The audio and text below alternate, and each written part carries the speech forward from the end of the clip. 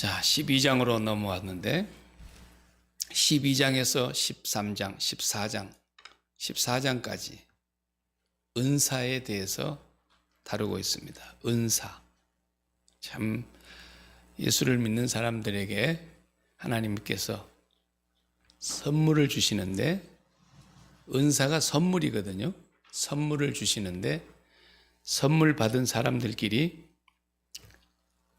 문제가 생겨가지고 네 선물이 좋냐 내 선물이 좋냐 선물 놓고 다투기를 시작했습니다. 네 선물은 별거 아니야, 내 선물이 좋아, 이러면서 이제 자기 선물을 우월감을 가지면서 상대방이 가지고 있는 선물은 무시하고 이렇게 했던 거예요. 그러니까 이제 고린도 교회가 또 이 문제가 발생하자 편지에 사도 바울에게 질문했던 거 아니겠습니까? 사도 바울이 자그마치 12장과 13장과 14장 석 장에 걸쳐서 은사에 대하여 자세하게 말씀해 주고 있습니다.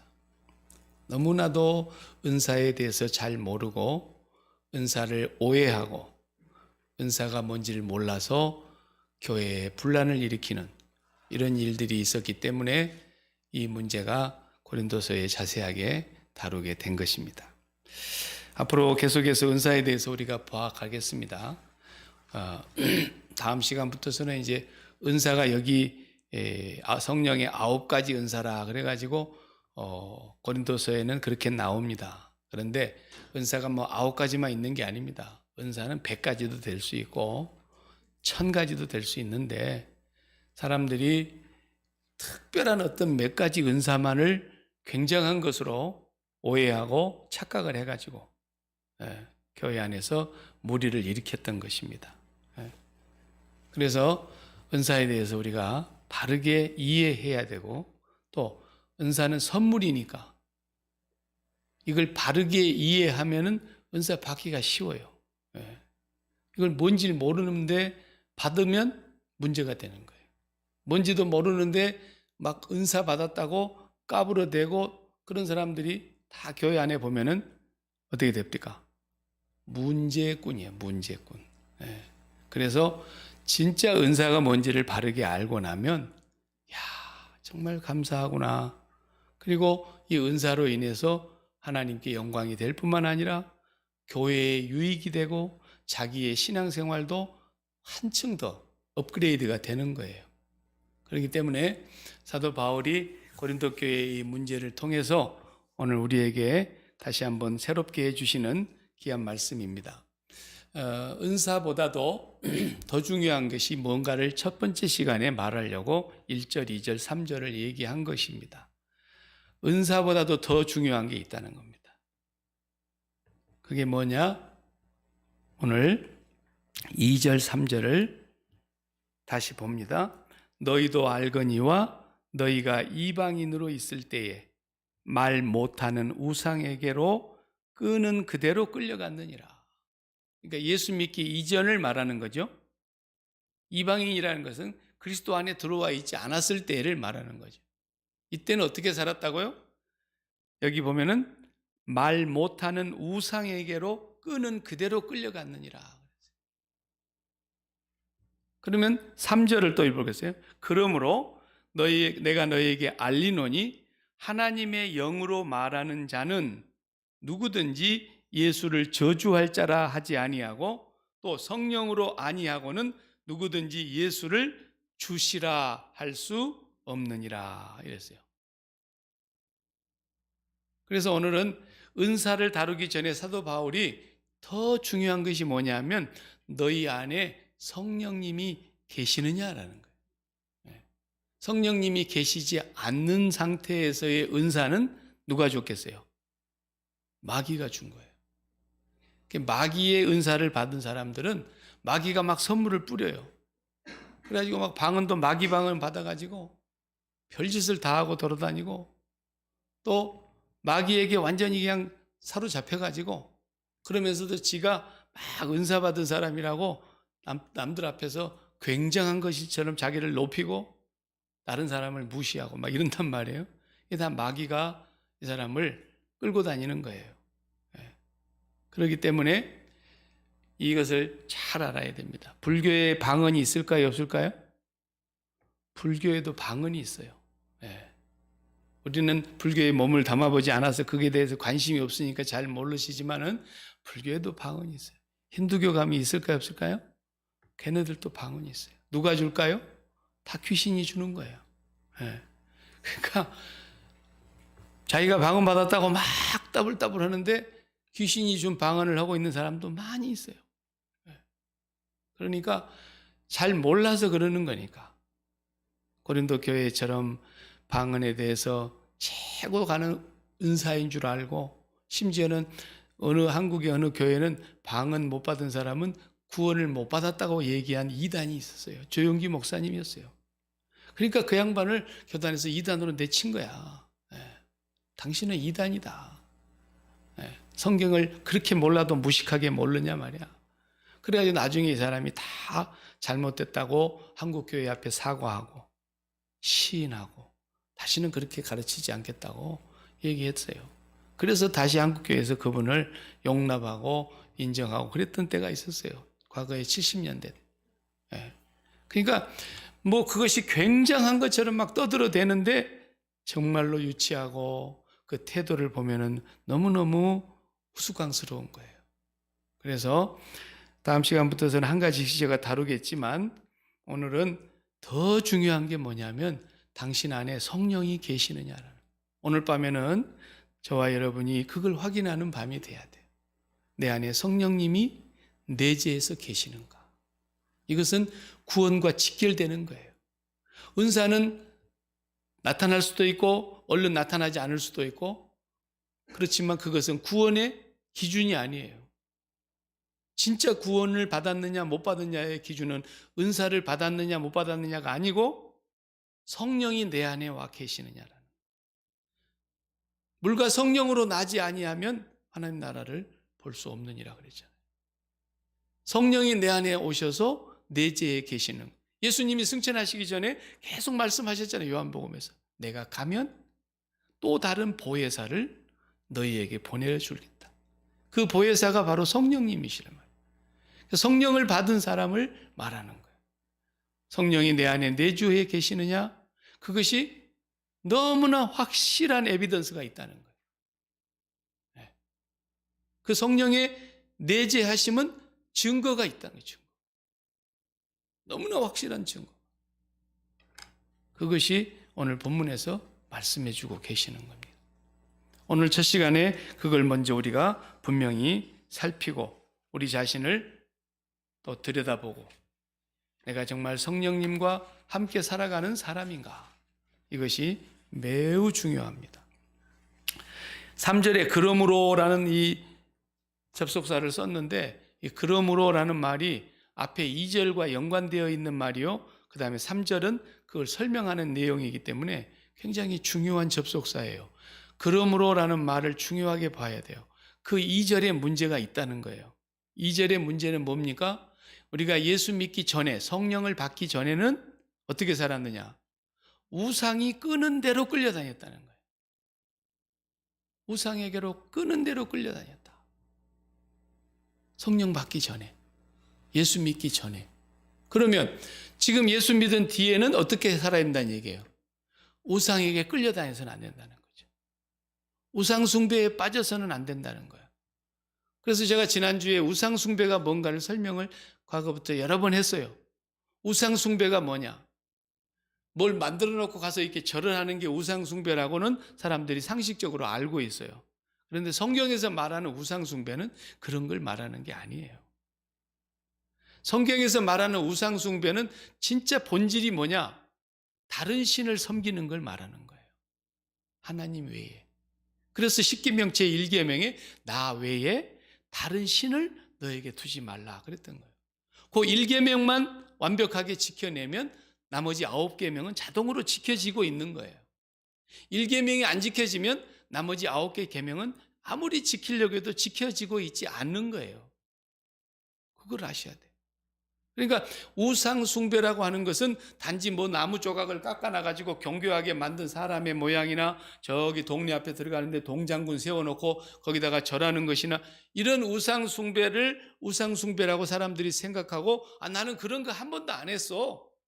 그러니까 나는 우상 숭배 안 했어. 이렇게 생각을 하는데 그런 뜻이 아니라니까요.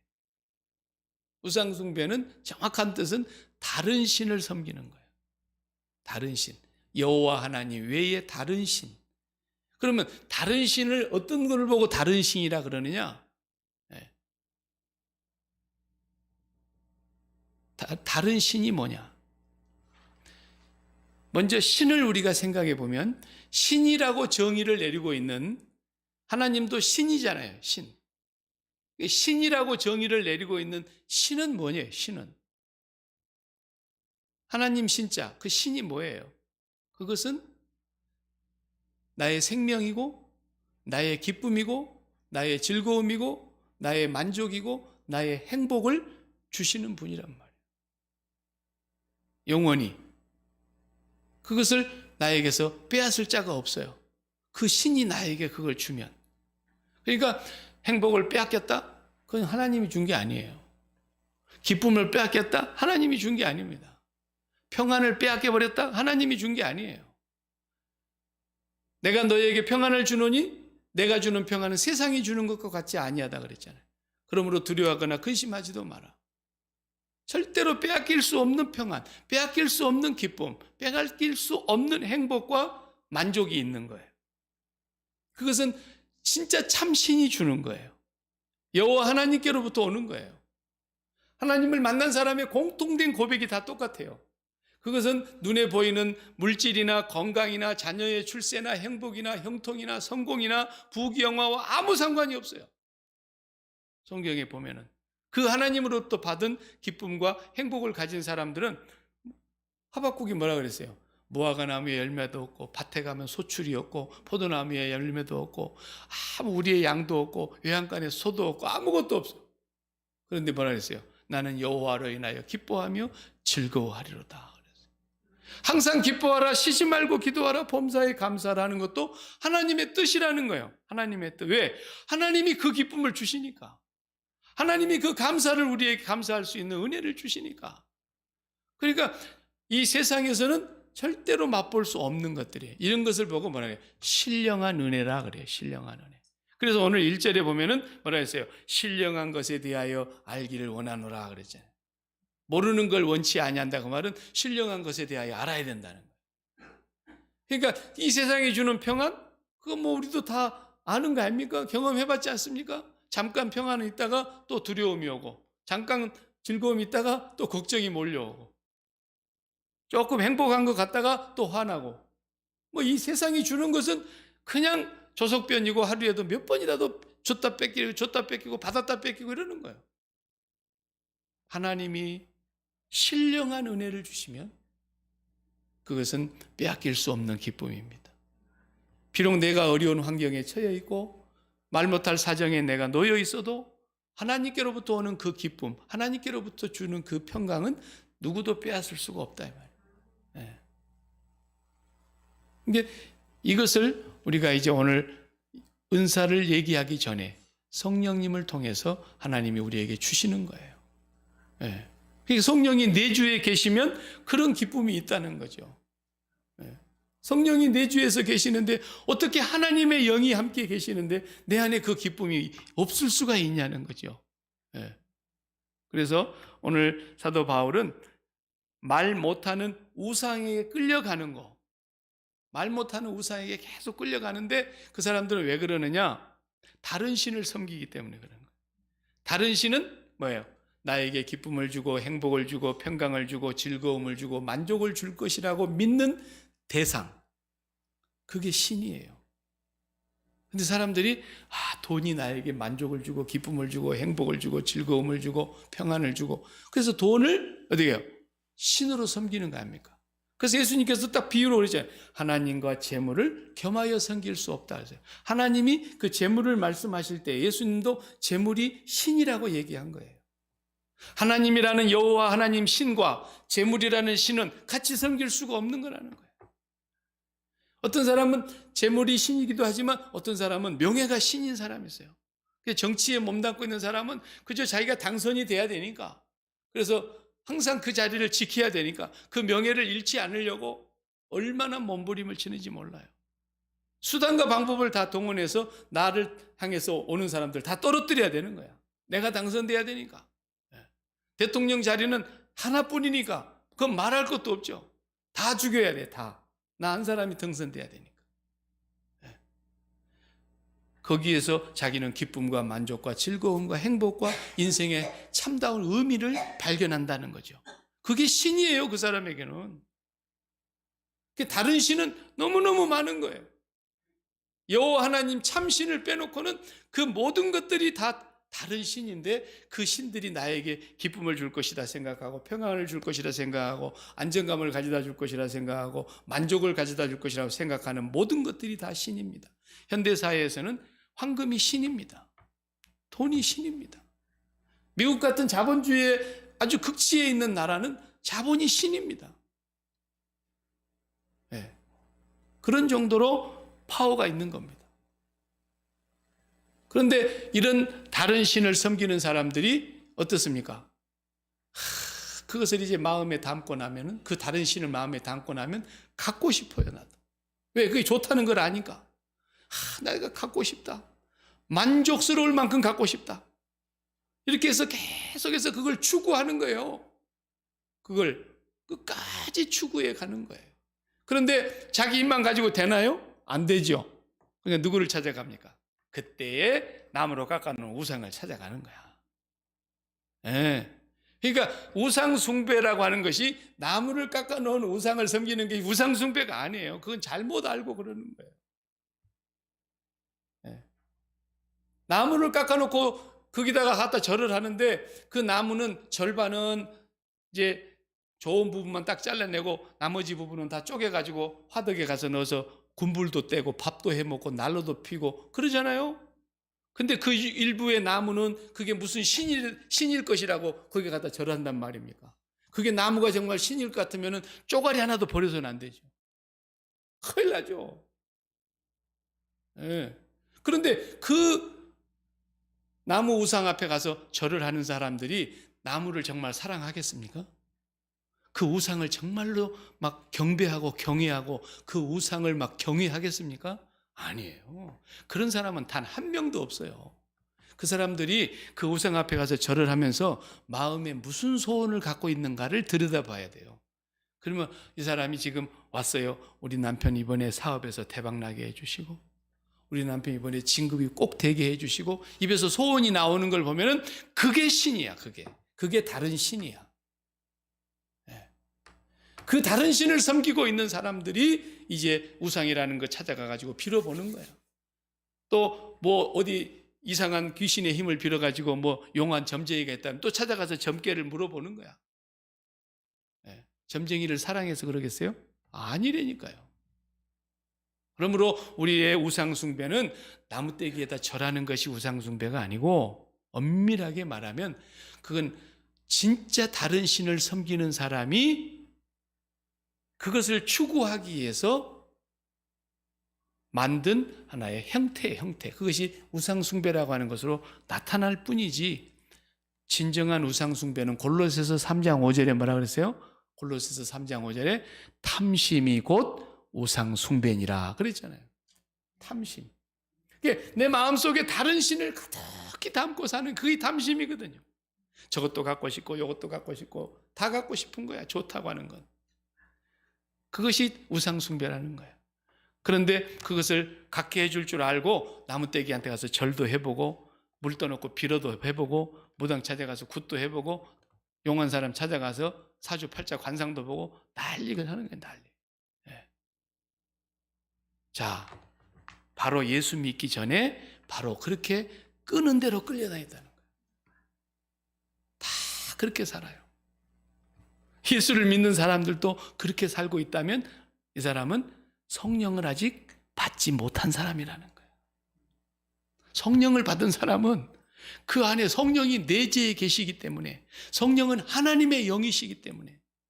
성령이 왜 오셨습니까? 눈에 보이지 아니하는 하나님이 보이는 것과 똑같도록 내 마음에 깨닫고 느끼게 해주시기 위해서 오셨고, 설명할 수 없는 4차원에 계신 무궁하신 그 하나님을 내가 깨달아 알게 하시려고 성령이, 하나님의 영이 와 계시는 거예요. 그래서 하나님 전문가예요, 성령님은. 그래서 하나님의 깊은 것이라도 다 통달하시느니라 그랬잖아요, 로마서 8장에서. 근데 그 성령님이 내 안에 내재해서 계시는데 우상이 끄는 대로 쫓아다녀요? 성령을 못 받았다. 성령을 받지 않았기 때문에. 아직 성령이 그 안에 내재해 계시지 않는다는 것을 분명하게 알아야 된단 말이에요. 성령이 내재해 계시면 우상이 끄는 대로 끌려다니지 않습니다.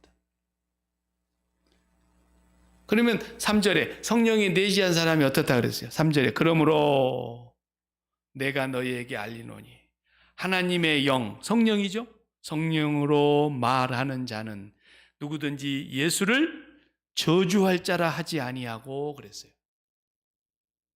이거 참 끔찍한 욕이죠. 아니, 하나님의 영으로 말하는 자는, 하나님의 영이 내재해 계셔서 그 영으로 말하는 자는 예수님을 보고 에라 저주나 받아라, 예수님에게 그렇게 욕을 할 수 있겠냐는 거예요. 예수님에게 저주나 받아라. 에? 예수님 저주나 받으시오라고 욕을 할 사람이 있겠어요? 그 안에 성령이 내재해 계시는데, 그러면 아니 교회 다니는 사람들이, 성령 받았다는 사람들이 대놓고 예수님 보고 예수님 저주 받으세요, 그런 사람이 누가 있어요? 한 명도 없지요. 오히려 예수 안 믿는 사람들 가운데서나 정신 나간 사람이거나 술 취한 사람이 예수가 밥 먹여주냐 에라이 그리고 예수 욕을 할 사람은 있겠지요. 교회 다니는 사람 가운데 예수님을 보고 저주나 받을 사람이라고, 받을 뿐이라고 그렇게 예수님에게 욕하겠습니까? 없지요. 그런데 성경은 있다는 거예요. 말로는 안 해. 말로는. 그렇잖아요. 우리가 살인했어요? 언제 사람 죽였어요? 그렇지만 미워하는 자는 이미 살인했다 그랬잖아요. 내가 저거 죽여버릴 거야. 그래도 미국에서는 범죄가 됩니다. 그런데 진짜 죽이지 않았어도 죽여버릴 거야. 그럼 이미 미워하고 있다는 거 아닙니까? 그럼 미워하고 있으면 그 사람은 주님 뭐라 했어요? 살인한 자라 그랬잖아요. 형제를 미워하는 자는 이미 살인하였느니라. 그런 것처럼 내가 예수님 저주 받으시오라고 예수님에게 욕을 하지 않았어도 예수님을 그렇게 욕하는 것과 똑같이 살아가는 사람들이 있다는 겁니다. 그걸 지금 얘기하는 거예요. 성령으로 말하는 사람은 예수님에게 저주를 퍼붓을 수가 없죠. 그런데 빌립보서 3장 18절 19절을 보면은 있다 그랬잖아요. 뭐라 그랬습니까? 내가 그 부분을 읽어보면은 여러분에게 누차 여러 번 읽어드렸지만은 내가 여러 번 너희에게 말하였거니와 이제도 눈물을 흘리며 말하노니 여러 사람들이 그리스도의 십자가의 원수로 행하느니라. 예수 그리스도의 십자가의 원수가 뭐예요? 예수님을 저주하는 사람들입니다. 빌립보 교회 안에 있었다 그랬잖아요. 그때만 있었을까요? 오늘날도 있는 거예요. 그러니까 성령을 받았는지 안 받았는지는 너무나 확연하다는 거예요. 예수님을 향해서 저주를 퍼붓는 사람이 너무너무 많은데 말로는 그렇게 안 하지만 빌립보 교회를 보니까 예수 그리스도 십자가의 원수로 행하는 자들이 많다.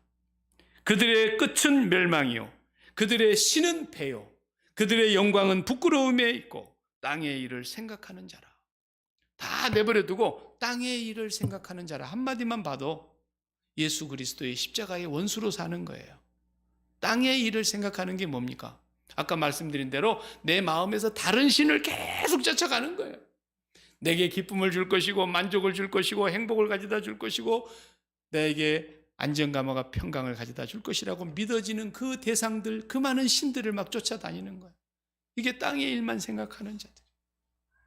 이 사람들은 다 예수 그리스도의 십자가의 원수로 행하는 자들이에요. 십자가의 원수가 뭐예요? 예수님 저주하는 사람들이란 말이에요.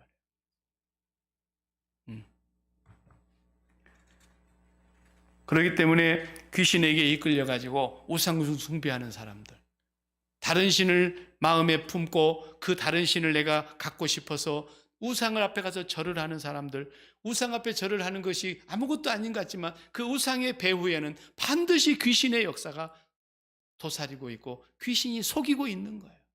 그래서 귀신이 끄는 대로 끌려다닌 거예요. 여지껏. 오늘날 땅의 일을 생각하는 건 땅의 일에 끌려다니는 사람들 다 십자가의 원수로 행하는 사람들이란 말이에요. 그래서 성령으로 그 안에 거듭나서 성령님이 내 안에 들어와서 내재하고 계시는 분이라고 한다면 땅의 일에 끌려다닐 수가 없다라는 거예요. 왜? 십자가의 원수로 사는 거니까. 그러나 귀신에게 끌려다니는 사람들은 어떻습니까? 그래서 우상 앞에 가서 절하는 사람들은 어떻습니까? 언제나 땅에 있는 육신의 정욕과 안목의 정욕과 이생의 자랑거리, 땅의 것들을, 세상 것들을 사랑하면서 끄는 대로 따라가잖아요. 그것을 얻기 위해서라면 가서 절도 하는 거야. 그것을 갖고 싶어서 점도 해보고 무당에게 굿도 해보고 별짓을 다 해보는 거예요. 예수님을 대놓고 저주나 받으시오라고 욕을 하진 않았지만 그 삶이 바로 그런 삶이라는 거예요. 이것이 빌립보 교회 안에 있었기 때문에 사도 바울이 내가 여러 번 당신들에게 말하였거니와 지금도 눈물을 흘리며 다시 말합니다. 여러분 가운데 예수 그리스도의 십자가의 원수로 행하는 자들이 있습니다. 오늘날 교회 안에 그리스도의 십자가의 원수로 사는 사람들이 얼마나 많은지 모르고 우리가 우리 자신을 깊이 두려워하고 들여다봐야 됩니다. 사도 바울이 내가 남들에게 전파한 후에 도리어 내가 버림받을까 두렵다 그랬고 그래서 두렵고 떨림으로 너희의 구원을 이루라고 말씀하셨고 내가 선줄로 생각했느냐 넘어질까 조심하라 그랬던 겁니다. 그 위대한 사도도 그렇게 말을 했다면 우리가 얼마나 오늘 또 두렵고 떨림으로 주님을 섬겨야 되겠습니까? 예수님은 이 세상에 오셔서 공생애를 시작하시기 전에 마귀에게 처음으로 40일 금식 기도를 하고 나니까 시험을 당했습니다. 그때 마귀가 한 시험을 여러분 잘 아시잖아요. 첫째, 돌로 떡을 만들어 먹으라. 배고프니까. 네가 하나님의 아들이 맞지 않아. 네가 하나님의 아들인데 왜 굶고 있어? 돌로 떡을 만들 수 있잖아. 만들어 먹어. 야, 사람이 떡으로만 사는 게 아니야. 하나님의 입에서 나오는 말씀으로 사는 거야. 그 높은 성전 꼭대기 데리고 올라가서 사람들이 다 보고 있는 앞에서 뛰어내려봐. 그런 시편 91편에 약속한 대로 하나님의 천사들을 확 보내가지고 발이 돌에 부딪히지 않게 사뿐히 그냥 받아줄 거 아니야. 그러면 사람들이 그를 얼마나 위대한 사람으로 보겠냐 말이야. 안목의 적용으로 유혹을 했어요. 주 너의 하나님을 시험치 말라. 그리고 물리쳤어요. 세 번째, 만국의 영광을 높은 곳에 올라가서 다 보여주면서 내게 절하면 내가 너에게 줄게. 이 예수님에게 세 가지 유혹을 했는데 그것이 본래 첫사람 아담을 유혹했던 마귀가 둘째 아담으로 오신 예수 그리스도를 똑같이 유혹한 거거든요. 첫째 아담도 어떻게 유혹을 합니까? 하와에게 처음에 와서 보아 먹음직하고 만들어 먹는 거예요. 네. 육신의 정욕입니다. 돌로 떡을 만들어 먹어. 얼마나 먹음직스럽니? 보암직하고 안목의 적용입니다. 사람들이 보는 앞에서 뛰어내려봐. 천사가 받들어 줄 거야. 그리고 세상의 만국의 영광을 보여주면서 얼마나 탐스럽니? 지혜롭게 할 만큼 탐스럽기도 하고. 그 마귀가 그 마귀인 거야. 첫사람에게 유혹했던 마귀가 둘째 아담으로 오신 예수 그리스도를 또 넘어뜨리려고 똑같이 유혹했는데 오늘날도 마귀는 이 세상에서 똑같이 유혹한다고 요한일서 2장 15절에 그랬잖아요. 누구든지 이 세상이나 세상에 있는 것들을 사랑하지 마라. 세상에 있는 모든 것이 육신의 정욕과 안목의 정욕과 이생의 자랑이니 이 세 가지는 잠깐 있다가 없어지는 것이지만 아버지 하나님을 사랑하는 사람만 영원히 살 수 있다라. 그러니까 오늘 우리가 이 세상에 살면서 육신의 정욕, 안목의 정욕, 이생의 자랑거리를 그리스도와 함께 십자가에 못 박아버린 사람이 아니라면 아직 성령을 못 받은 거예요. 그러니까 우리는 날마다 예수 그리스도를 믿는다고 하는 것이 뭐예요? 그 한 가지 잘하는 거예요. 한 가지. 십자가에서 내가 그리스도와 함께 죽었습니다라는 거예요. 죽었습니다.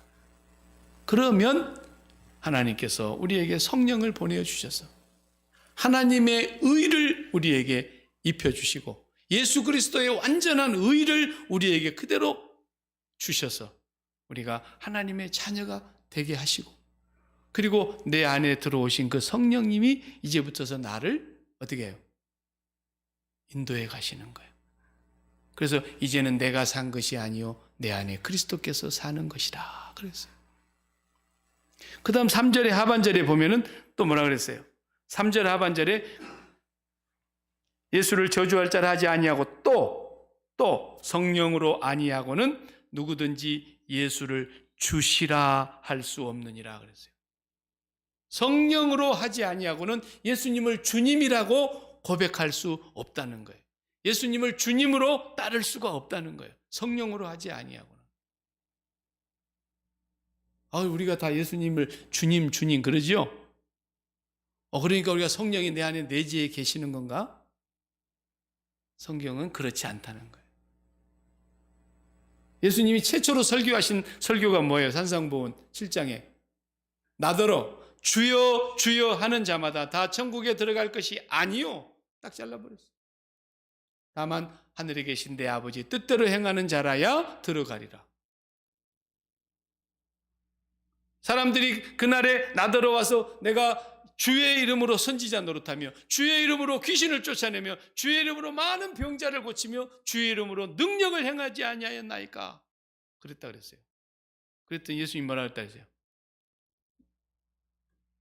이 불법을 행하는 자들아 내가 너희를 도무지 알지 못하노니 그랬어요. 주님 모른다잖아요. 그 사람 내도록 주님의 이름으로 주야 주야 하면서 선지자 노릇하고 귀신 쫓아내고 병자도 고치고 능력을 많이 행했다라는 거예요. 그런데도 구원을 못 받았어요. 보세요. 오늘 여기에서 성령으로 하지 아니하고는 예수 그리스도를 주님이라고 말할 수 없다고 하는 것은 성령 받은 사람이라야 예수님을 주님으로 고백한다는 말인데, 그 문자 그대로 보면. 그런데 그때 2000년 전에 주님이라고 하는 뜻이 무엇인지를 알아야 돼요. 그 당시에 주님이라고 하는 단어는 누구에게만 쓴 거냐? 로마의 황제에게만 쓰는 용어예요.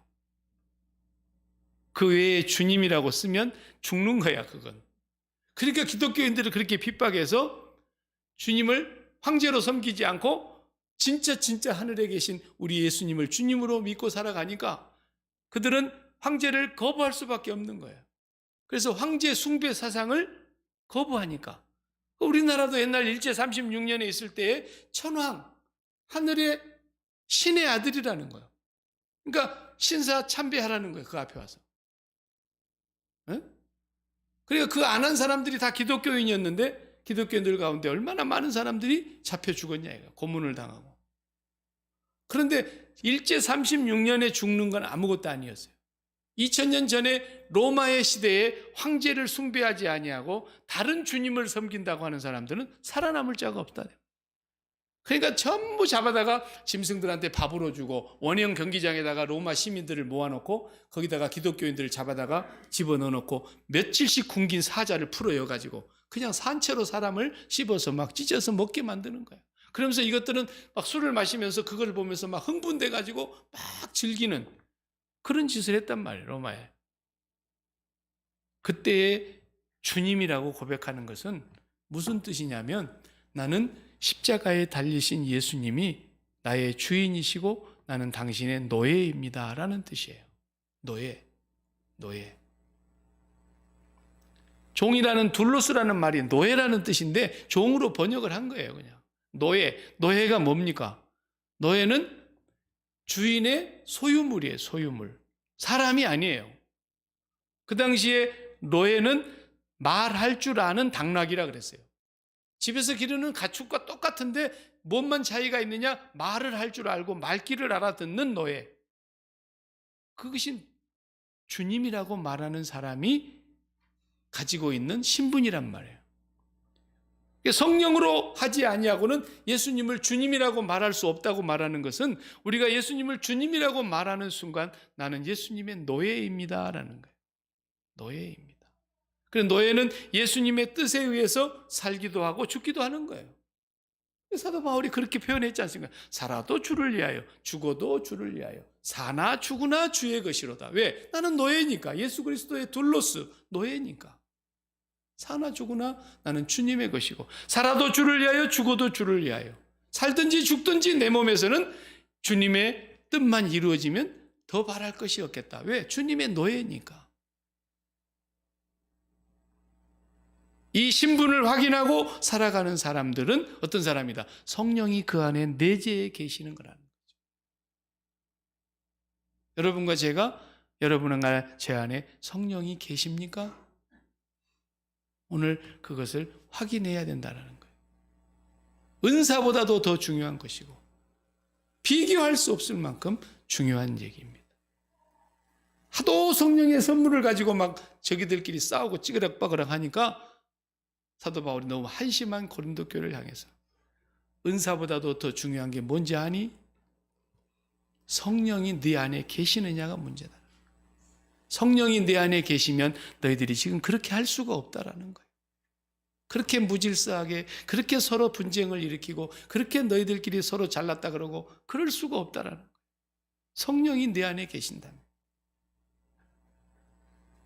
어떤 사람은 사실 성령이 계시는 것은 분명한 것 같은데 늘 성령을 탄식해. 가지 많은 나무 바람 잘 날 없듯이 그냥 성령을 탄식하게 만들고 하나님의 성령을 근심하게 만들고 하나님의 성령의 역사를 소멸시키고, 성경에 그 세 가지 단어가 다 나와 있잖아요.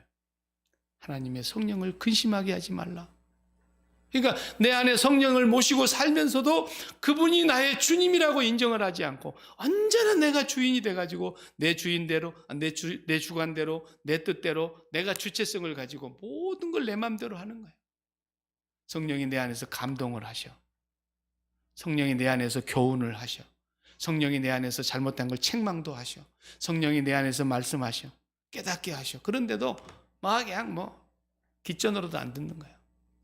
이런 사람은 성령을 소멸하고 성령을 근심케 하고 하나님의 성령을 탄식하게 만드는 사람이에요. 이런 사람이 어떻게 됩니까? 매를 맞습니다. 왜? 하나님이 사랑하는 자를 채찍질하신다 그랬지 않습니까? 징계를 하신다 그랬지 않습니까? 성령으로 거듭나 놓고도 하나님의 성령을 탄식하게 만들고 근심하게 만들고 성령으로 살아가지 아니하면 반드시 하나님은 거기에 대해서 징계하신다 그랬어요. 왜? 사생자가 아니고 참 아들이기 때문에 징계를 하시는 거예요. 우리가 징계하고 깨달으면 다행인데 징계인지도 몰라, 또 징계인지도 모르고 그냥 두드러 맞으면서도 못 깨닫는 사람 또 있긴 있어요. 그러니까 하나님께서 이제 얼마나 더 맞아야 정신 차리겠니 그랬잖아요. 머리부터 정수리부터 발끝까지 매로 맞은 흔적뿐인데 얼만큼 더 맞아야 너희들이 정신 차릴래? 이사야예요. 이사야서에 보면. 오늘 저와 여러분이 성령님이 정말 내주하고 계신가를 확인하라고 하는 말씀이에요. 성령님이 내주하신다면 절대로 우상이 끄는 대로 따라갈 수가 없어요. 우상숭배의 배후에는 반드시 귀신이 역사하고 있는 거예요. 그리고 오늘 하나님의 영으로 말하는 자는 예수님을 향해서 당신 저주받을 자라고 예수님에게 욕을 할 사람은 없어요, 물론. 그런데 실질적인 삶을 통해서 이 세상의 것을 사랑하고 땅의 일만 생각하고 이 세상에 계속 우상에게 끌려다니는 사람처럼 살아가는다면 그 사람이 바로 예수님을 향해서 욕을 돌리는 사람이에요. 십자가의 원수로 살아가는 사람이에요. 그리고 성령으로 말하는 자는 예수님을 주님이라고 고백하는 사람인데 그 주님이라고 믿는 사람이라면 주님의 노예로서 나의 뜻이 없어요. 결혼했습니까? 그러면 부부가 다 주인 거예요. 결혼해서 자식을 낳습니까? 자식도 주인 거예요. 노예는 자기 소유가 없어요. 하나도 자기 소유가 없어요. 전부가 주인 거예요. 우리가 그런 노예라는 겁니다. 예수 그리스도의 노예. 그런데 그분의 노예가 되기만 하면 정말 행복해지는 거예요. 다른 것의 노예가 되면 너무너무 비참해지지만 예수 그리스도의 진정한 노예가 되면 그리스도 안에서 우리는 참 은혜와 참 사랑과 참 평강과 진정한 은혜를 누리게 되는 줄로 믿습니다. 네. 성령이 저와 여러분 안에 내재해 계시고 그 성령을 통해서 오늘 또 우리가 인도함을 받는다면 저와 여러분의 삶은 지금보다도 훨씬 더 놀라운 삶으로 하나님께서 복을 더하여 주실 줄 믿습니다. 기도하십시다. 하나님 아버지,